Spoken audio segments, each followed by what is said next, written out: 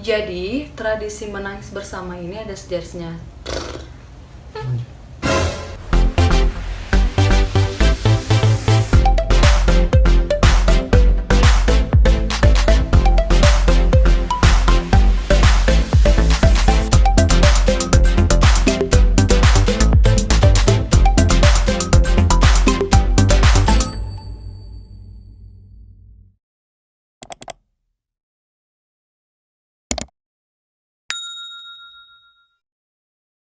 Halo warga BEMI, masih di rumah aja. Apa kabar kalian semua? Semoga masih dalam sehat-sehat, dalam lindungan Tuhan, dan jauh dari segala sakit penyakit, dan tetap beraktivitas walaupun kita masih di rumah aja. Oke? Jadi di video kali ini aku mau ngebahas tentang tradisi-tradisi yang menurut saya agak absurd dan aneh. Dan kok gitu ya? Apalagi. Nah, jadi tradisi-tradisi ini aku ambil ada dari Indonesia juga, ada dari luar negeri, dan banyak. Oke, langsung aja kita ke tradisi unik yang pertama, yaitu ada tradisi melempar bayi. Melempar bayi, gengs. Melempar bayi dari India. Jadi di sini katanya di situ ada tradisi tahunan di India di mana mereka akan melemparkan bayi dari ketinggian demi kesehatan dan keberuntungan si bayi. Melempar bayi demi kesehatan dan keberuntungan. Oke, kita lanjut aja dulu. Jangan negative thinking. Jadi tradisi ini terjadi di Maharashtra dan Mahasrata dan Karnataka. Jadi bayinya nanti akan dilempar oleh seorang pemuka agama, dan di bawah itu ada sekitar 10 orang lelaki yang sudah menunggu di bawah dan membentangkan kain atau selimut yang lebar untuk menangkap si bayi itu dari atas. Ketika bayi dilempar dari ketinggian 10 meter, dan mereka yang menangkap si bayi itu akan memberikan bayinya langsung kepada si ibu. Nah, jadi ada asal-usul dari tradisi unik di India ini. Konon dulu katanya ada seorang pendeta mengatakan kepada masyarakat, jika ingin bayinya sembuh, maka bangunlah tempat suci dan melemparkan bayinya dari ketinggian. Jadi di sini mereka harus yakin dan menunjukkan kepercayaannya kepada Tuhan. Masyarakat pun melakukan saran dari pendeta tersebut. Nah, kemudian masyarakat ini melemparkan bayinya dari ketinggian tempat suci tersebut. Nah, pas mereka melakukan aksi tersebut, datanglah selimut yang entah dari mana asalnya, kemudian menangkap si bayi ini, dan si bayi ini tidak terhempas ke tanah dan dia sembuh, guys. Kayak magic carpet ya di Aladdin. Mereka pun percaya bahwa tradisi ini bisa mendatangkan berkah, panjang umur, dan menjauhkan mara bahaya dari anaknya tersebut. Nah, kemudian pada tahun 2009 pemerintah melarang tradisi yang menurut mereka tidak masuk akal, karena menurut pemerintah aksi ini akan merusak psikologi si anak. Tentunya si bayi ini akan kaget dan bingung karena tiba-tiba mereka dilempar dari atas dan disambut oleh orang ramai. Emang aneh sih ya, kok bayi dilempar gitu? Apa hubungannya dengan hidup berkah, panjang umur, dan jauh dari mara bahaya? Aduh. Oke, kita sekarang ke tradisi unik yang kedua, yaitu keluarga beli mayat wanita untuk dinikahkan dengan mayat pria yang masih bujangan. Para orang tua di Cina memang terkenal sekali memaksa anak-anaknya untuk cepat-cepat menikah setelah lulus kuliah. Beberapa orang tua akan mengusahakan mencarikan jodoh dengan mengatur kencan buta, bahkan mengenalkan anaknya ke anak-anak temannya. Tapi jika semua usaha itu gagal dan kemudian kematian sudah lebih dulu menjemput sang anak, maka usaha terakhir adalah menikahkan anak saat mereka sudah menjadi mayat. Di sebuah pedesaan Sanki, tradisi menikahkan mayat masih berlaku.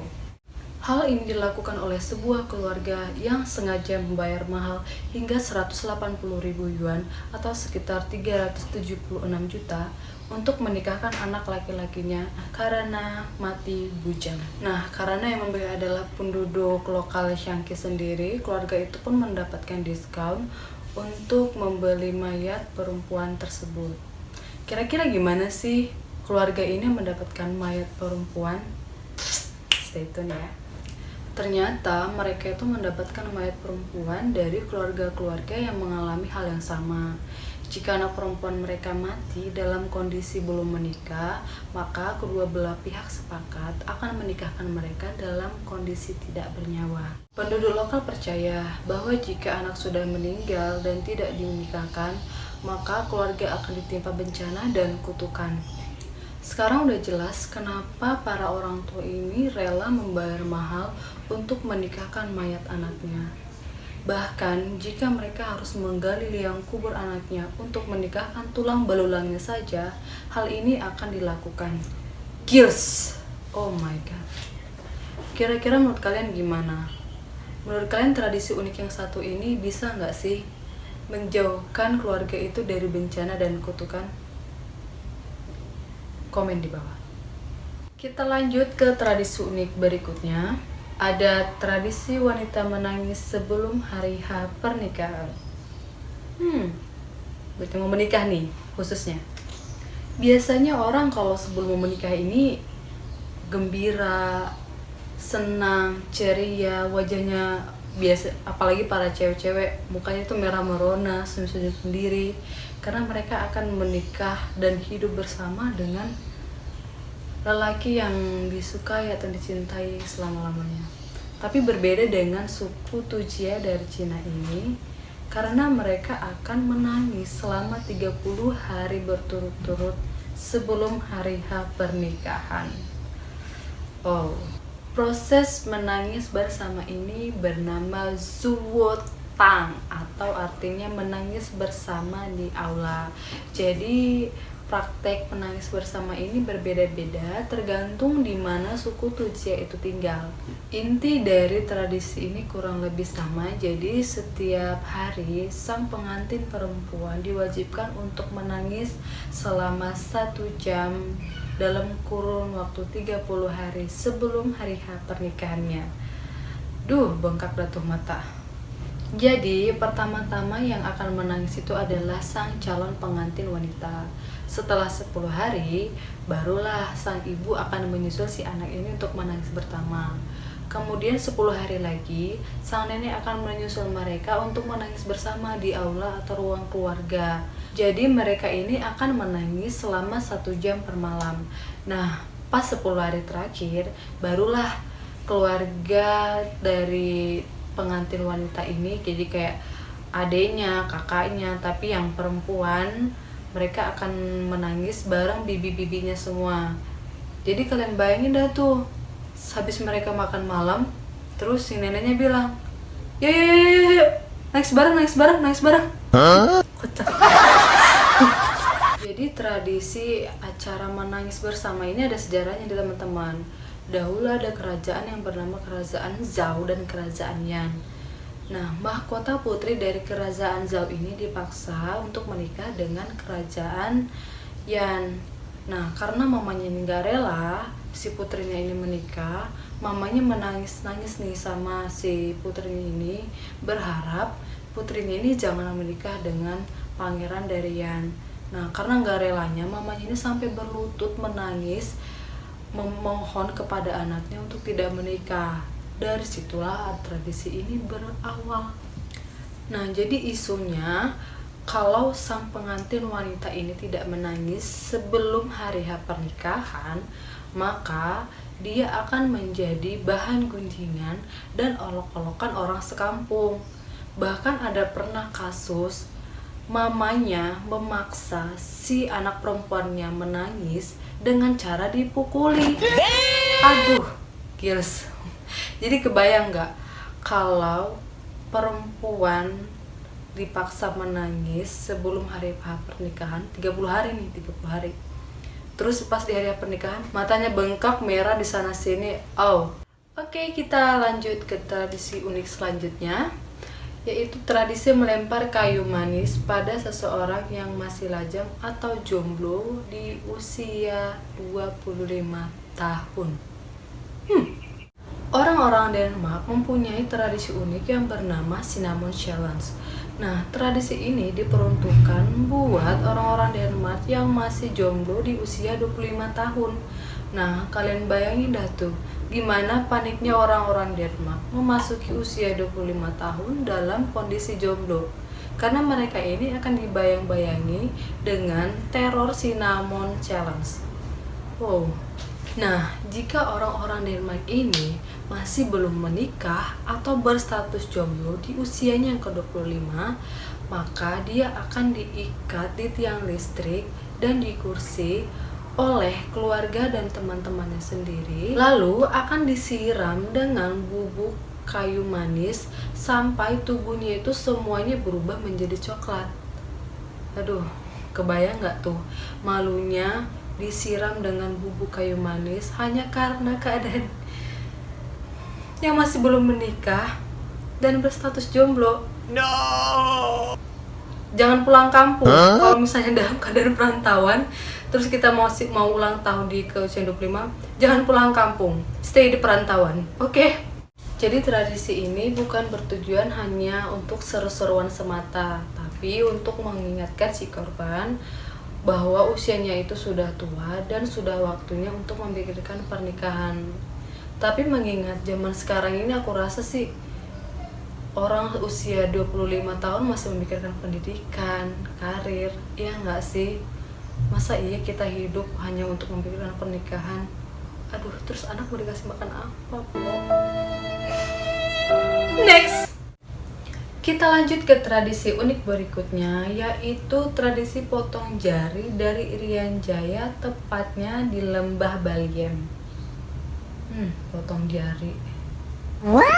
Sadis! Jadi suku Dani ini mempunyai tradisi yang unik, seperti tradisi bakar batu, yaitu ditunjukkan sebagai wujud rasa syukur untuk kelahiran seorang anak, kerukunan, dan kemenangan perang. Nah, selain tradisi bakar batu, suku Dani juga mempunyai tradisi untuk keluarga yang meninggal, yaitu tradisi Ikipalek atau tradisi memotong jari. Bagi suku Dani, jari dianggap sebagai simbol harmoni, kekuatan, dan persatuan. Jari yang dipotong menandakan jumlah anggota keluarga yang meninggal. Diketahui bahwa sebagian besar yang melakukan tradisi ini adalah kaum wanita, tetapi para pria juga menunjukkan rasa kesedihannya dengan memotong daun telinga mereka. Proses pemotongan jari ini lumayan mengerikan. Biasanya para wanita itu mereka akan menggigit sendiri jarinya sampai putus, bahkan kadang menggunakan kapak atau pisau. Nah, biasanya mereka itu biar nggak merasakan sakitnya itu, jadi jarinya itu akan dililit dulu pakai benang sampai aliran darahnya itu berhenti mengalir ke jarinya. Nah, setelah dia nggak bisa lagi merasakan apa-apa di jarinya ini, baru mereka melakukan pemotongan jari dengan menggigit atau memotong jarinya sendiri. Kemudian bagi kaum laki-laki, mereka akan memotong daun telinga mereka menggunakan bilah bambu yang tajam. Tradisi pemotongan daun telinga ini disebut dengan tradisi Nasupalek. Nah, kalau misalnya para kaum lelaki ini nggak bisa melakukannya sendiri, biasanya mereka akan dibantu sanak keluarga atau teman mereka gitu. Jadi kalau misalnya meninggal adalah orang tua, jadi yang dipotong itu 2 ruas jari. Nah, kalau misalnya yang meninggal adalah sanak saudara, yang dipotong itu hanya 1 ruas jari. Nah, biasanya sebelum dipotong, jadi mereka itu akan dibacakan doa atau mantra bagi yang akan memotong jarinya tersebut. Bayangkan, kalau yang meninggal itu lebih dari 10, berapa ruas jari yang harus dipotong? Tarik nafas. Jadi tradisi memotong jari ini dilakukan sebagai bentuk menghormati leluhur dan menunjukkan rasa cinta terhadap keluarga yang telah meninggal. Jadi harapan dari memotong jari ini agar mereka bisa melupakan kesedihan dengan segera. Masuk akal nggak sih kalau misalnya pemotongan jari itu dilakukan supaya kita itu bisa menghilangkan kesedihan dengan cepat? Yang ada kalau ngeliat jari malah makin teringat ya. Iya nggak sih? Komen di bawah. Next, kita ke tradisi unik berikutnya, yaitu tradisi dikurung saat haid di kandang hewan. Bagi sebagian wanita, kalau kita saat haid itu biasanya itu adalah bagian yang menyebalkan.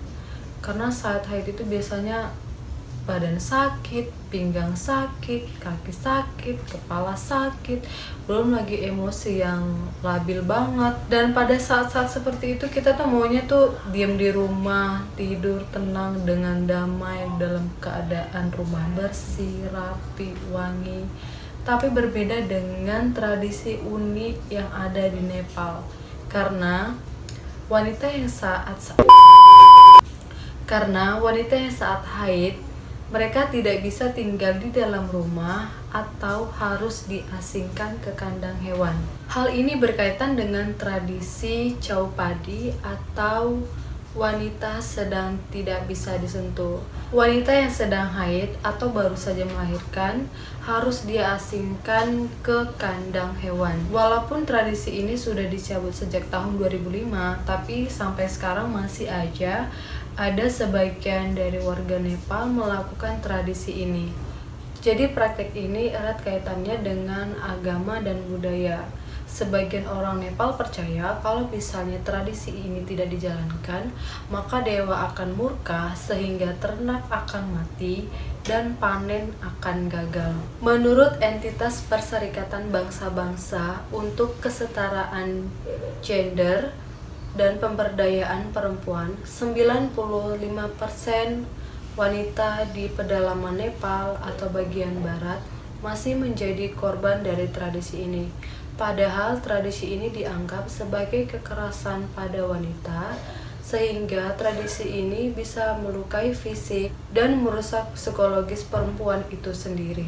Selama diasingkan di kandang hewan, wanita yang sedang haid ini dilarang mandi, dilarang menggunakan toilet, tidak boleh pergi ke sekolah, dikucilkan di lingkungannya, bahkan dilarang berinteraksi dengan orang lain.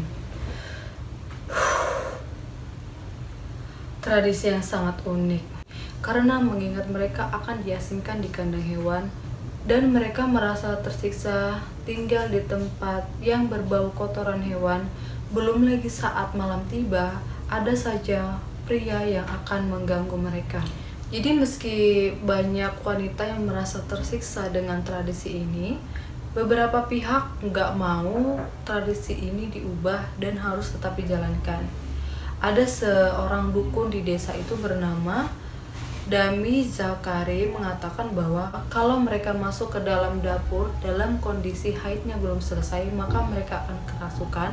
Dan pendapat si dukun ini bahwa para wanita bahagia tinggal di kandang hewan. Udah gila kalian di dukun ya? Mana ada wanita yang senang bahagia tinggal di kandang hewan? Ada pengalaman buruk wanita Nepal yang baru saja melahirkan. Nah, bayinya ini meninggal karena flu setelah menjalani tradisi Chaupadi ini. Nah, setelah pengalaman buruk itu, tanggapan dia mengenai tradisi ini pun berubah. Dia mengatakan kalau seharusnya wanita yang sedang melahirkan atau menstruasi itu tinggal di tempat yang bersih dan layak. Gak seharusnya wanita ini diperlakukan seperti ini, Bapak Ibu. Pusing aku tuh dengernya. Bagi kalian, khususnya kaum wanita, gimana sih perasaan kalian kalau kalian di posisi wanita-wanita Nepal itu? Kita harus menjalankan tradisi Chaupadi, tinggal di dalam kandang hewan, kotor, bau. Aduh, sedih lah pastinya ya. tulis tanggapan kalian di kolom komentar. Oke, kita ke tradisi unik yang terakhir, yaitu tradisi ubasute dari Jepang, atau artinya membuang orang tua yang sudah lanjut usia. Dari judulnya aja udah kejam banget ya. Ayo kita lanjut. Praktik yang tidak berperikemanusiaan ini membuang kerabat yang sedang sakit atau lanjut usia ke tempat terpencil untuk dibiarkan mati. Secara harafiah, ubasute berarti meninggalkan wanita tua atau dikenal sebagai oyasute yang berarti meninggalkan orang tua. Dalam cerita rakyat ini, seorang ibu yang lanjut usia dibawa oleh putranya di mana ia bermaksud untuk meninggalkannya di hutan, gunung, atau tempat-tempat terpencil lainnya hingga ibunya meninggal dunia. Meskipun sang ibu sadar apa yang dilakukan oleh putranya, tetapi sang ibu tetap merawatnya dengan menaburkan ranting-ranting kecil ke tanah agar putranya tersebut dapat menemukan jalan turun dari gunung. Gila ya. Ibu, walaupun dia tahu bahwa dia itu akan dibuang, dia masih peduli dan care sama anaknya biar anaknya ini bisa safe, selamat sampai ke rumah tanpa kesasar. Aduh, dan itu dibuang sama anaknya. Namun pada dewasa ini, masyarakat Jepang tanpa disadari mempraktikkan ubasute di era modern sekarang ini. Praktik berbau ubasute yang pernah terjadi di Jepang juga dilakukan oleh wanita yang bernama Ritsuko Tanaka yang dicurigai membuang ayahnya berusia 79 tahun di sebuah stasiun jalan raya. Menurut salah satu surat kabar di Jepang, Ritsuko Tanaka meninggalkan sang ayah di sebuah pemberhentian jalur ekspres Chujoku di pinggiran Kobe pada pukul 18.45. Kemudian dia kembali ke rumah mereka 70 km jauhnya. Menurut aku sih tradisi yang terakhir ini cukup kejam ya. Kayak kita tuh sebagai anak gak tahu berterima kasih sama orang tua. Kita dikandung selama 9 bulan, dibawa kemana-mana, dirawat, dikasih makan dari kecil sampai gede, sampai kita punya anak. Terus dengan entengnya mereka membuang orang tua yang udah ngerawat dia. Aduh, itu sih menurutku udah krisis hati nurani. Oke, itu dia tradisi unik dari berbagai daerah. Ada yang pro dan ada yang kontra. Tapi mari sama-sama kita saling menghargai, menghormati, supaya kita bisa hidup berdampingan dalam perbedaan. Oke, itu dulu video dari saya. Jika kalian menemukan tradisi-tradisi unik atau tradisi-tradisi yang menurut kalian kontra, silakan komen di bawah. Dan jangan lupa like dan subscribe, serta share ke teman-teman kalian, supaya teman-teman kamu tahu apa yang juga kamu tahu. Oke, bye-bye.